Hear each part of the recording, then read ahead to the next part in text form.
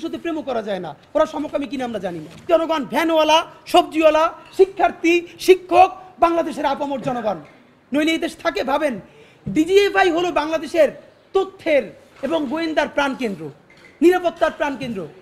সেই ডিজিএফআই এর সাবেক প্রধান এখন মোদির আশ্রয়ে আছে, মোদির আশ্রয়ে দিল্লিতে ফ্ল্যাটে আছে।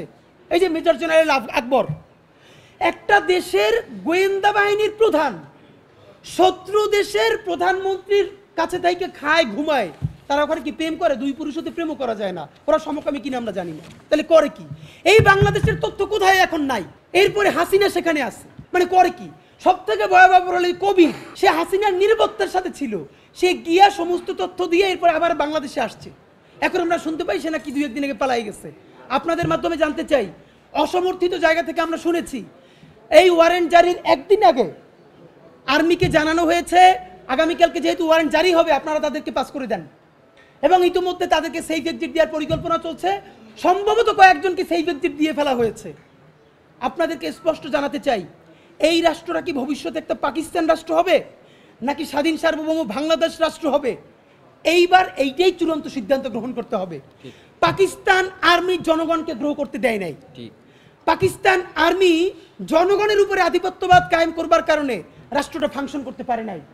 আমরা এখানে আর্মিকে আমাদের দেশপ্রেমিক এবং স্বাধীনতা সার্বভৌমত্বের সব থেকে বড় ভ্যানগার্ড মনে করি। কিন্তু যেটা হয়েছে দেখেন, এই আর্মির সকল জুনিয়র অফিসার জুলাই গণ অভ্যুত্থানের পক্ষে দাঁড়ালো। যখন আর্মির এই সিনিয়র গণহত্যাকারীগুলো তারা সবাই বসে দেখলো যে জুনিয়র অফিসারদেরকে কথা বলে মানানো যাচ্ছে না, সুতরাং এখন আমরা তাদের পক্ষে গিয়ে তাদেরকে নিরস্ত্র করি। কারণ আমরা জেনেছি অনেকে ঘোষণা দিয়েছিলেন তারা সিনিয়রদের আদেশ অমান্য করে যদি জনগণকে কেউ গুলি করে তারা তাদের বিরুদ্ধে গুলি করবে। যখন দেখলো তখন আর্মির চেইন অফ কমান্ড ভেঙে পড়বে। জুনিয়র অফিসাররা যেহেতু সিনিয়রদেরকে নিরাপত্তা দেয়, তখন জুনিয়র অফিসারের গুলিটা সেই গণহত্যাকারী মেজর জেনারেলের বুকেও চলে যেতে পারে। সুতরাং তারা দ্রুত অবস্থান পরিবর্তন করে তাদের পক্ষে চলে গেছে। এরপর তাদেরকে নিরস্ত্র করে শান্ত করে 626 জন গণহত্যাকারীকে পালাইতে সুযোগ করে দিচ্ছে। এরপর বাকি বাংলাদেশকে এভাবে করতেছে। বাংলাদেশের সেনাবাহিনীর সকল সিপাহী এবং দেশপ্রেমিক সিনিয়র এবং জুনিয়র অফিসারদেরকে বলতে চাই, আপনারা যতক্ষণ বাংলাদেশের স্বাধীনতা সার্বভৌমত্বের পক্ষে ছিলেন, হাসিনার অন্যায়ের বিপক্ষে ছিলেন, ততক্ষণ পর্যন্ত আপনাদেরকে জাতিগতভাবে সম্মান জানানো, আপনাদেরকে সেলিব্রেট করা এবং আপনাদেরকে নিরাপদ করা 18 কোটি বাংলাদেশের নাগরিকের দায়িত্ব ইনশাআল্লাহ। আপনাদেরকে কোনো সিনিয়র বদমাইশ, কোনো সেবাদাস আপনাদের কিচ্ছু করতে পারবে না।